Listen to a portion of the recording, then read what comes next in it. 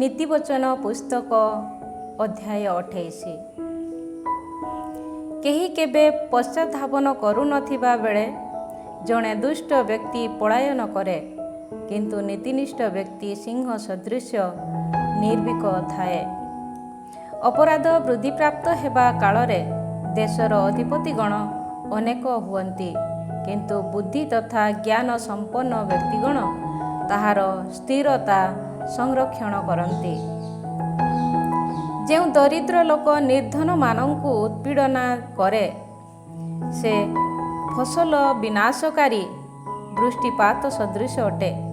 ଯେଉଁମାନେ ବିଧାନ ତ୍ୟାଗ କରନ୍ତି, ସେମାନେ ଦୁଷ୍ଟ ଲୋକକୁ ପ୍ରଶଂସା କରନ୍ତି, କିନ୍ତୁ ବିଧାନର ପାଳକମାନେ ସେମାନଙ୍କୁ ବିରୋଧ କରନ୍ତି।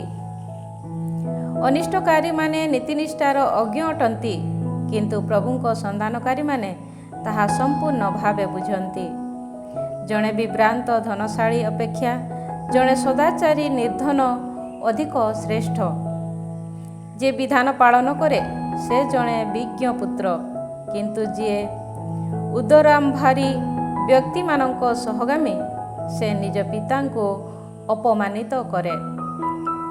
ଯିଏ ସୁଧ ତଥା ଅନ୍ୟାୟତା ଦ୍ୱାରା ନିଜ ସମ୍ପଦ ପରିବର୍ଦ୍ଧିତ କରେ, ନିର୍ଦ୍ଧନମାନଙ୍କ ପ୍ରତି ଦୟା ପ୍ରଦର୍ଶନ କରୁଥିବା ଜଣେ ବ୍ୟକ୍ତି ପାଇଁ ସେ ତାହା ଆଦାୟ କରେ। ବିଧାନର ଶ୍ରବଣରୁ ଯିଏ ନିଜ କର୍ଣ୍ଣକୁ ବିମୁଖ କରେ, ତାର ପ୍ରାର୍ଥନା ମଧ୍ୟ ଘୃଣ୍ୟ। ନୀତିନିଷ୍ଠ ବ୍ୟକ୍ତିମାନଙ୍କୁ ଯିଏ ମନ୍ଦ ପଥରେ ଯିବା ପାଇଁ ବିଭ୍ରାନ୍ତ କରେ, ସେ ନିଜ ଦ୍ୱାରା ଖୋଳାଯାଇଥିବା ଗର୍ତ୍ତରେ ପଡ଼ିବ। କିନ୍ତୁ ନିଷ୍କଳଙ୍କ ବ୍ୟକ୍ତିଗଣ ସୌଭାଗ୍ୟ ଅଧିକାର କରିବେ। ଜଣେ ଧନଶାଳୀ ନିଜକୁ ଜ୍ଞାନୀ ସ୍ୱରୂପ ମନେ କରେ, କିନ୍ତୁ ଜଣେ ଜ୍ଞାନସମ୍ପନ୍ନ ନିର୍ଦ୍ଧନ ବ୍ୟକ୍ତି ତାର ପରିଚୟ ପାଇବ। ନୀତିନିଷ୍ଠ ବ୍ୟକ୍ତିଗଣ ଜୟଯୁକ୍ତ ହେବାବେଳେ ମହାନନ୍ଦ ହୁଏ, କିନ୍ତୁ ଦୁଷ୍ଟ ବ୍ୟକ୍ତିମାନଙ୍କ ଉନ୍ନତିରେ ଲୋକେ ନିଜ ନିଜକୁ ଲୁକ୍କାୟିତ କରନ୍ତି। ଯିଏ ନିଜର ଅପରାଧକୁ ଗୋପନ କରି ରଖେ, ସେ ଐଶ୍ୱର୍ଯ୍ୟ ଛାଡ଼ି ହେବ ନାହିଁ, କିମ୍ବା ତାହାର ସ୍ୱୀକାର କରି ଯିଏ ତାକୁ ପରିତ୍ୟାଗ କରେ, ସେ ଦୟା ଲାଭ କରିବ। ଯିଏ ପ୍ରଭୁଙ୍କ ପ୍ରତି ସର୍ବଦା ଭୟଭକ୍ତି ପ୍ରଦର୍ଶନ କରନ୍ତି, ସେ ଧନ୍ୟ, କିନ୍ତୁ ଯିଏ ସ୍ୱହୃଦୟକୁ କଠିନମୟ କରେ, ସେ ବିପଦରେ ପଡ଼ିବ। ଦରିଦ୍ରମାନଙ୍କ ଉପରେ କର୍ତ୍ତୃତ୍ୱ ବିସ୍ତାର କରୁଥିବା ଜଣେ ଦୁଷ୍ଟ ରାଜା ଗୋଟିଏ ଗର୍ଜନକାରୀ ସିଂହ କିମ୍ବା କ୍ଷୁଧାରେ ଭ୍ରମଣକାରୀ ଭଲ୍ଲୁକ ସଦୃଶ ଅଟେ।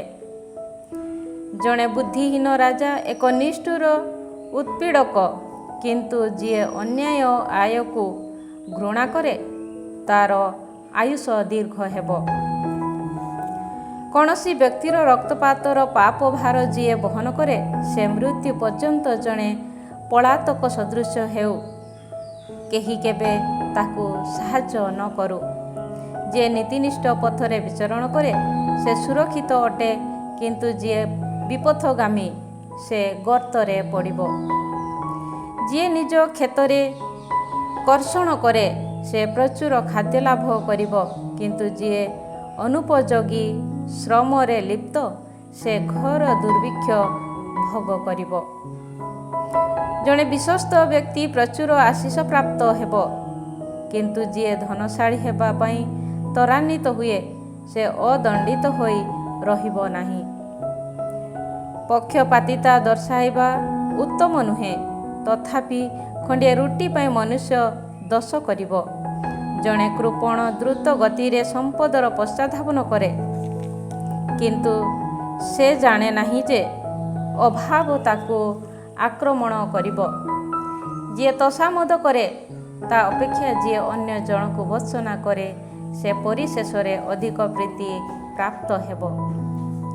ନିଜ ପିତା ଓ କିମ୍ବା ମାତାମାନଙ୍କ ଠାରୁ ଅପହରଣ କଲା ପରେ ଯିଏ କହେ, ଏଥିରେ କୌଣସି ଦୋଷ ନାହିଁ, ସେ ସଂହାରକର ସହଗାମୀ ଅଟେ।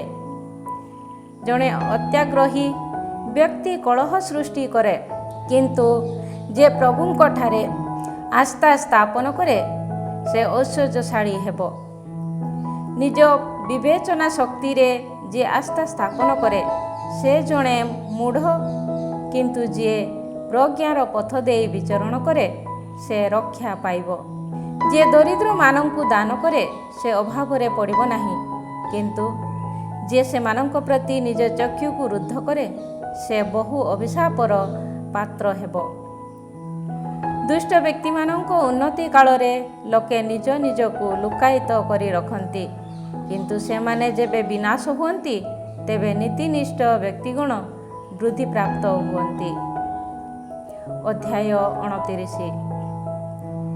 ବାରମ୍ବାର ତିରସ୍କୃତ ହେବା ସତ୍ତ୍ୱେ ଯିଏ ଅନମନୀୟ ହୋଇ ରହେ, ଆକସ୍ମିକ ତଥା ଉଦ୍ଧାର ବିହୀନ ଭାବେ ତାର ପତନ ସଂଘଟିତ ହେବ। ନୀତିନିଷ୍ଠ ବ୍ୟକ୍ତିଗଣ ଶାସନ କରିବା ବେଳେ ଜନତା ଆନନ୍ଦିତ ହୁଅନ୍ତି, କିନ୍ତୁ ଦୁଷ୍ଟ ବ୍ୟକ୍ତିମାନଙ୍କ ରାଜତ୍ୱ କାଳରେ ଲୋକେ ବିଳାପ କରନ୍ତି। ଯିଏ ପ୍ରଜ୍ଞାର ସ୍ନେହୀ ସେ ନିଜ ପିତାଙ୍କୁ ସନ୍ତୁଷ୍ଟ କରେ, କିନ୍ତୁ ଯିଏ ଗଣିକାମାନଙ୍କଠାରେ ଅନୁରକ୍ତ ସେ ତାଙ୍କ ସମ୍ପଦକୁ ଅପବ୍ୟୟ କରେ। ରାଜା ନ୍ୟାୟପରାୟଣତା ଦ୍ୱାରା ରାଜ୍ୟଟିକୁ ସୁସ୍ଥିର କରନ୍ତି, କିନ୍ତୁ ଯିଏ ବଳ ପ୍ରୟୋଗ ପୂର୍ବକ ଉପହାର ଦାବି କରେ ସେ ତାହାକୁ ବିନାଶ କରେ। ଯିଏ ନିଜ ପ୍ରତିବେଶୀକୁ ତୋଷାମଦ କରେ ସେ ତାର ପାଦ ପାଇଁ ଏକ ଜାଲ ବିସ୍ତାର କରେ। ଦୁଷ୍ଟ ବ୍ୟକ୍ତିର ଅପରାଧ ସମୂହ ତାକୁ ଫାଶରେ ପକାଏ, କିନ୍ତୁ ଜଣେ ନୀତିନିଷ୍ଠ ବ୍ୟକ୍ତି ଗାନ ତଥା ଆନନ୍ଦ କରେ।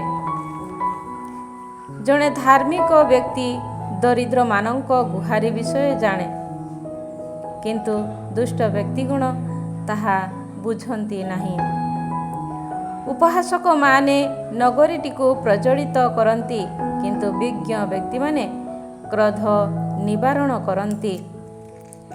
ଜଣେ ବିଜ୍ଞ ବ୍ୟକ୍ତି ଯେବେ କୌଣସି ମୂଢ଼ ଲୋକ ସହ ତର୍କ କରେ, ତେବେ ସେହି ମୂଢ଼ ଲୋକ କେବଳ କ୍ରୁଦ୍ଧ ହୁଏ ଓ ହାସ୍ୟ କରେ, କିନ୍ତୁ ପରିଶେଷରେ ଶାନ୍ତି ନାହିଁ।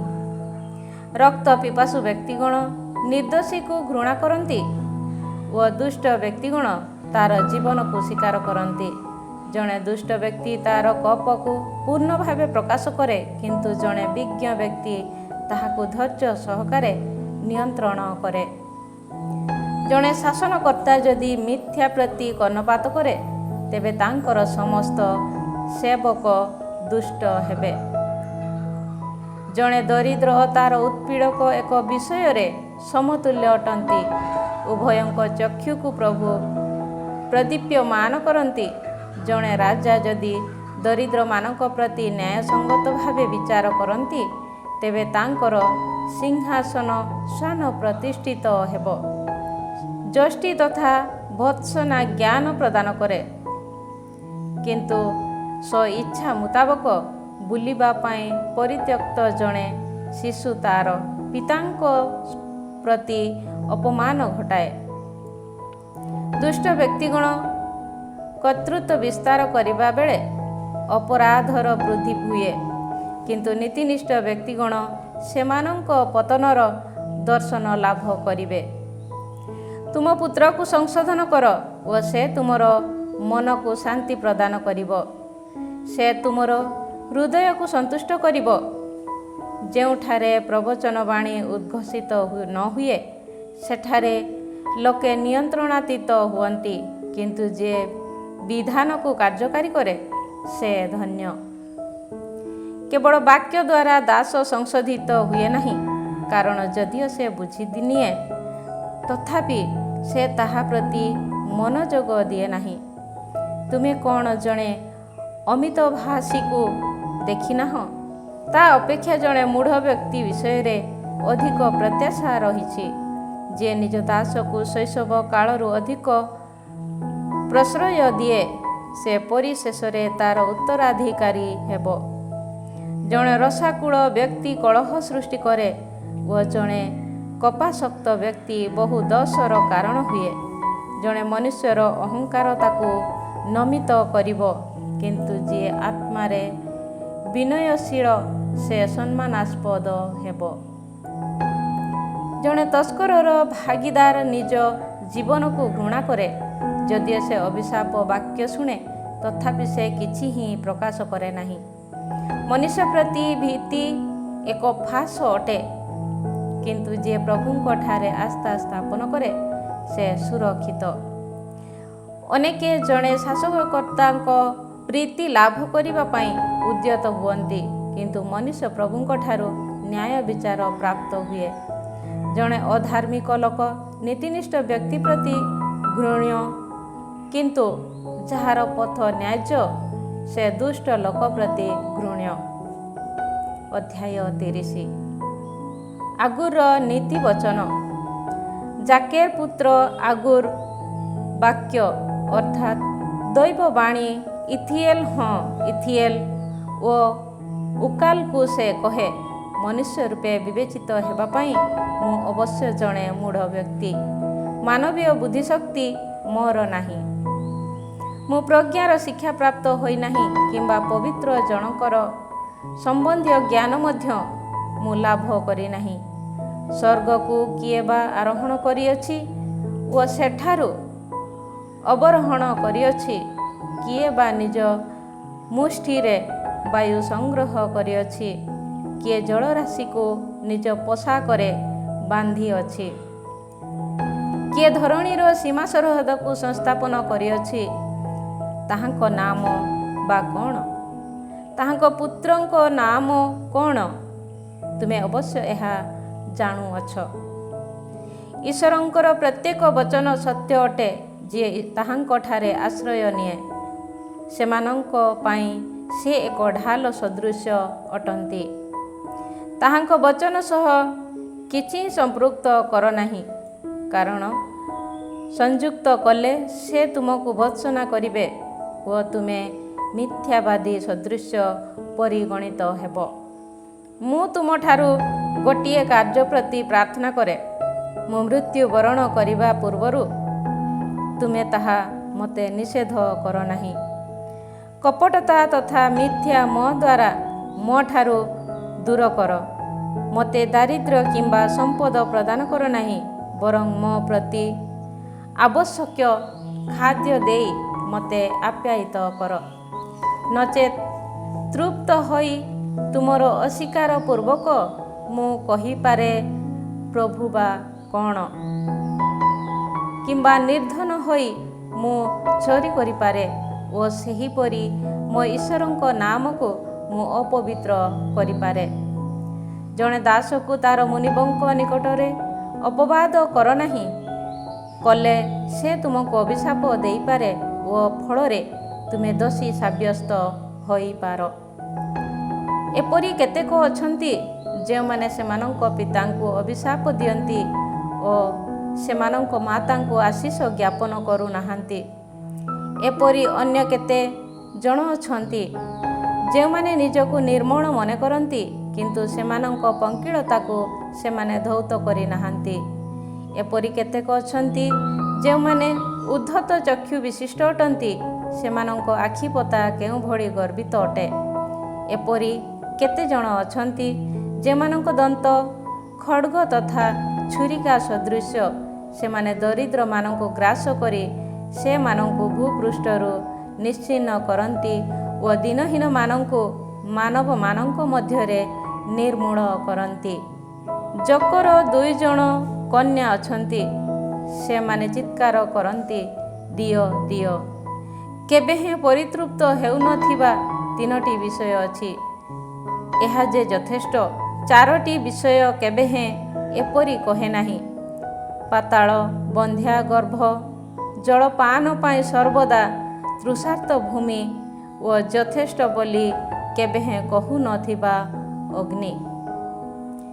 ଯେଉଁ ଚକ୍ଷୁ ନିଜ ପିତାଙ୍କୁ ଉପହାସ କରେ ଓ ଅବମାନନା ପୂର୍ବକ ନିଜ ମାତାଙ୍କର ଅବାଧ୍ୟ ହୁଏ, ତାହାକୁ ଉପତ୍ୟକାର ଡାମରା କାଉମାନେ ଥଣ୍ଟରେ ଖୁମ୍ପିବେ ଓ ଶାଗୁଣାମାନେ ଆହାର କରିବେ।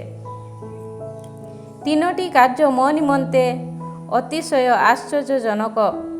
4ଟି କାର୍ଯ୍ୟ ମୁଁ ହୃଦବୋଧ କରେ ନାହିଁ। ନଭମଣ୍ଡଳ ଦେଇ ଉତ୍କର୍ଷ ପକ୍ଷୀର ଗତିପଥ ଶୈଳ ଦେଇ ସର୍ପଟିର ଗନ୍ତବ୍ୟ ମାର୍ଗ, ସମୁଦ୍ର ମଧ୍ୟରେ ଜାହାଜର ଯାତ୍ରା ବାଟ ଓ ଏକ ଯୁବତୀ ସହ ଜଣେ ପୁରୁଷର ଆଚରଣ। ଏହା ଜଣେ ଗଳିକାର ଆଚରଣ ରୀତି ଅଟେ।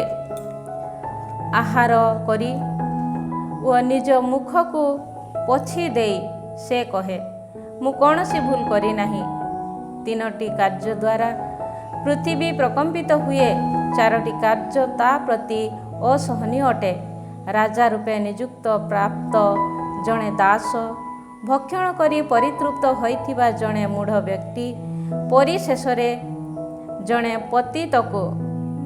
ପତିକୁ ଲାଭ କରିଥିବା ଜଣେ ଅପ୍ରେମିକା ନାରୀ ଓ ସାନ୍ତାଣୀ ସ୍ଥାନ ପ୍ରାପ୍ତ ହୋଇଥିବା ଜଣେ ଦାସୀ। ଭୂପୃଷ୍ଠବାସୀ 4 ଗୋଟି ପ୍ରାଣୀ କ୍ଷୁଦ୍ର ଅଟନ୍ତି, ତଥାପି ସେମାନେ ଅସାମାନ୍ୟ ବୁଦ୍ଧି ବିଶିଷ୍ଟ ଅଟନ୍ତି। ପିମ୍ପୁଡ଼ି ଗୁଡ଼ିକ ଦୁର୍ବଳ ଅଟନ୍ତି, ତଥାପି ସେମାନେ ଗ୍ରୀଷ୍ମ କାଳରେ ଆହାର ସଞ୍ଚୟ କରନ୍ତି।